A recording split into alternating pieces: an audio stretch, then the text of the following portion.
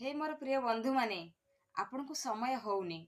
समय निश्चय हब किंतु आपण प्रथमतः आलस्य त्याग करंतु समय हब किंतु आपण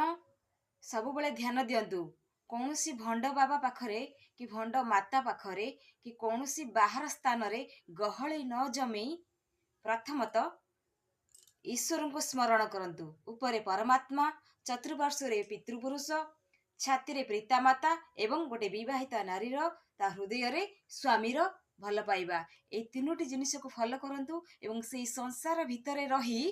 ଯୋଗାସନ କରନ୍ତୁ ସଂସାରକୁ ସମ୍ଭାଳନ୍ତୁ ସ୍ୱାମୀର ଯତ୍ନ ନିଅନ୍ତୁ ଶାଶୁ ଶ୍ୱଶୁରଙ୍କର ସେବା କରନ୍ତୁ ଏବଂ ପିଲାମାନଙ୍କର ଦାୟିତ୍ୱ ନିଅନ୍ତୁ କିନ୍ତୁ ସେଇ ସଂସାର ଭିତରେ ରହି ଗୋଟିଏ ଘରର ଚାରିକାନ୍ଥ ଭିତରେ ରହି ସବୁ କିଛି ନିଜେ ହିଁ ସମ୍ଭାଳନ୍ତୁ ଦେଖିବେ ଜୀବନ ବହୁତ ଆନନ୍ଦ ଲାଗିବ ପ୍ଲିଜ୍